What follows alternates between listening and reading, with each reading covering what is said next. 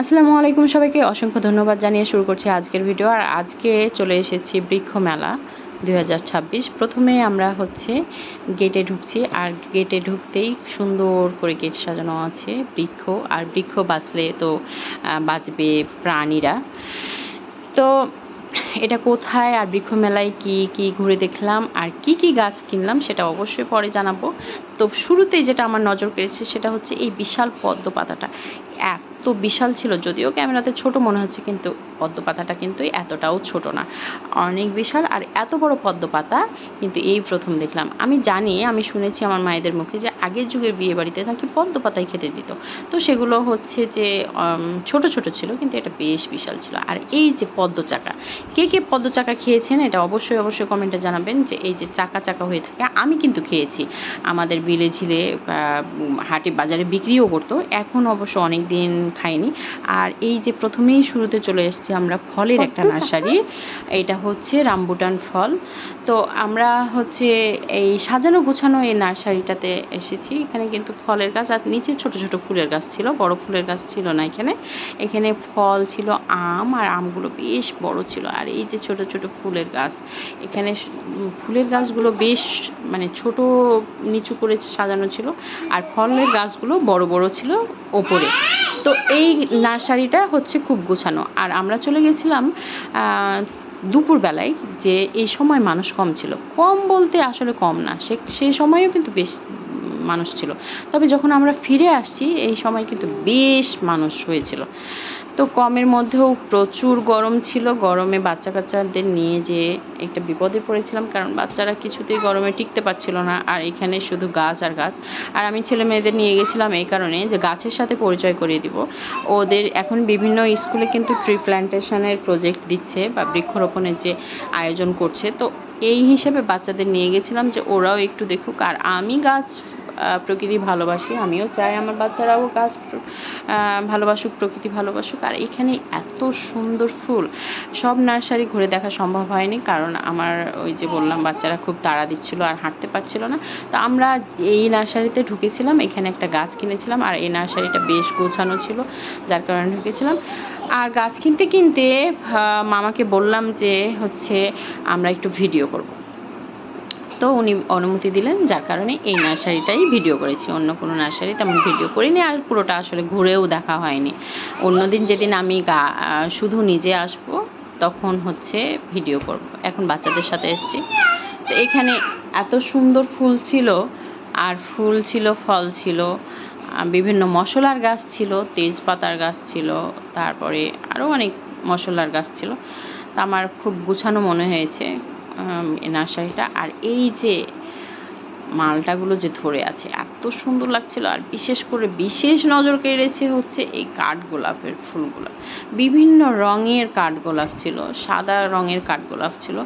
আমার সাদা কালারের যে কোনো ফুলই আমার খুব পছন্দের। সাদা কালারের ফুল আমার খুবই খুবই ভালো লাগে। আর এই যে পেয়ে গেছি। আর এইটা যে লম্বা লম্বা গাছ, পাতা সহ বেনির মতো, এইটা কি নামে পরিচিত আপনারা কেউ চিনে থাকলে অবশ্যই অবশ্যই আমাকে জানাবেন, যদিও আমি চিনি না, তো যার কারণে বললাম। আর এই যে সাদা কালারের কাঠগোলাপ, ইস কি সুন্দর, আমাকে খুব টানে সাদা কালারের। যে কোনো সাদা কালারের বাগান বিলাস, তারপরে সাদা কালারের রঙ্গন ফুলও দেখেছিলাম। তো এই ফুলগুলো আমার খুব কিন্তু সুন্দর লাগছিল। আর করেছি, যদিও আরও অনেক নার্সারিতে সুন্দর সুন্দর ফুল ছিল। আর আসার পথে ওই যে ফলের যে নার্সারি দেখেছি, সেখানে কিন্তু অনেক সুন্দর সুন্দর রঙ্গন ফুল ছিল। আমি অবশ্যই ওখানে নিয়ে যাব। আর এই যে এটা মেট্রো গার্ডেন অ্যান্ড নার্সারি। আর এই নার্সারি থেকে আমি একটা গাছ কিনেছি। আমি যে গাছটা কিনেছি সেটা কিন্তু অনেক মূল্যবান এবং অনেক উপকারী একটা গাছ কিনেছি। তো অবশ্যই জানাবো, তবে ভিডিওর শেষ প্রান্তে। আর এটার জন্য অপেক্ষা করতে হবে। আর এই যে সাদা বাগান বিলাস খুবই সুন্দর লাগছিল।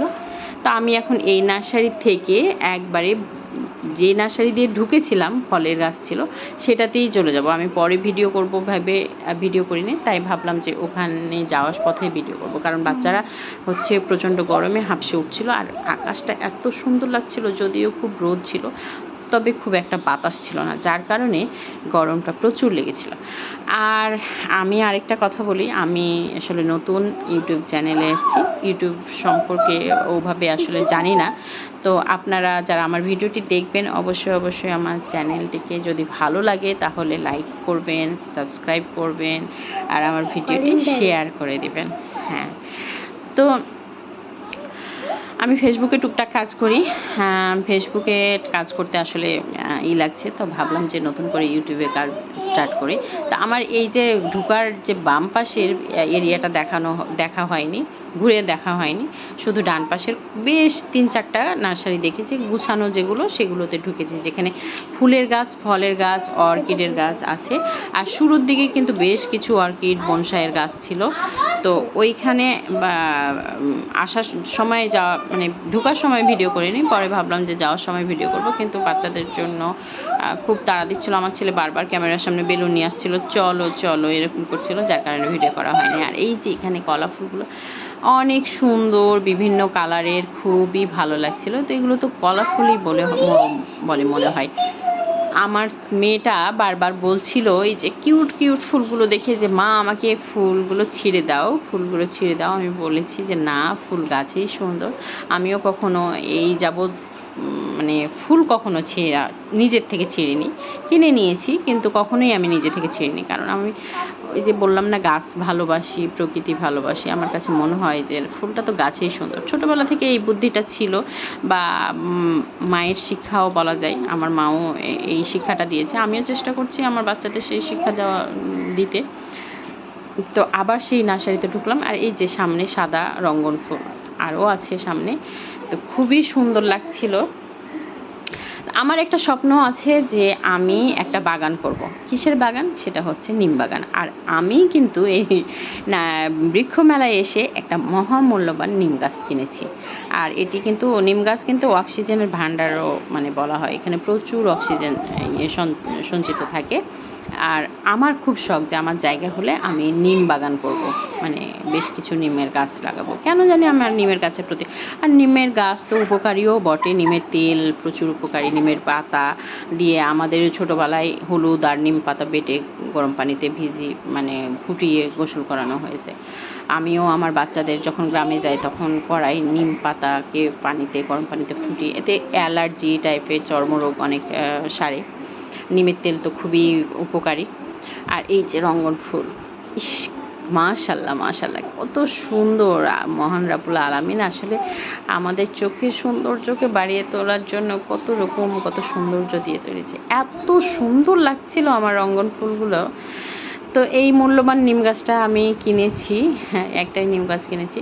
আর আরেকটা বিষয় যে সাধারণ যে বৃক্ষর যে গাছগুলো থাকে সেগুলোর কিন্তু দাম কম হয়, কিন্তু মেলায় দাম কেন বেশি হয় বুঝলাম না। প্রত্যেকটা গাছের দাম করতে গিয়ে হচ্ছে এত পেরেশানিতে মনে হয় যে না, বেশ কিছু বাড়িয়ে নিচ্ছে। তো তুলসী গাছ আর নিম গাছ কেনার ইচ্ছে ছিল, পরে ভাবলাম যে না, নিম গাছটাই নিই।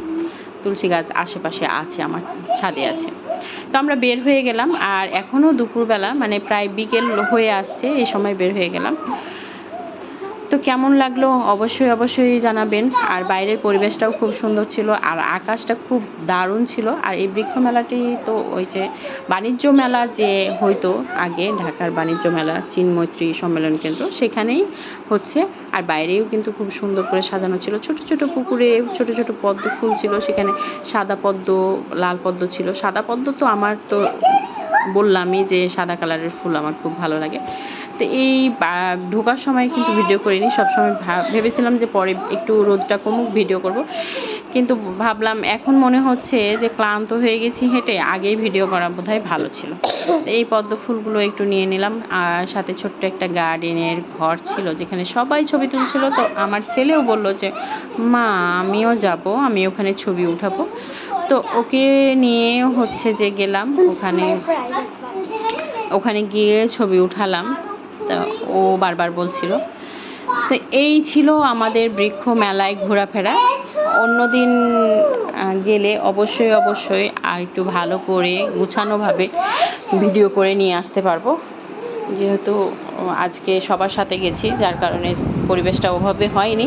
আর আমি ভালো করে গুছিয়ে ভিডিও করতে পারি না সেভাবে। যতটুকু পেরেছি ইনশাল্লাহ চেষ্টা করব রেগুলার।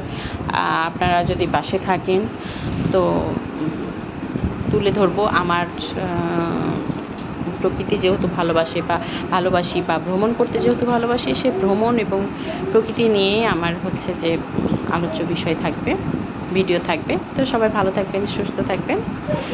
আর বললাম তো যে আমার ভিডিওগুলো যদি ভালো লাগে থাকে তাহলে লাইক করবেন, শেয়ার করবেন আর আমার ইউটিউব চ্যানেলটিকে সাবস্ক্রাইব করে দেবেন। আল্লাহ হাফেজ।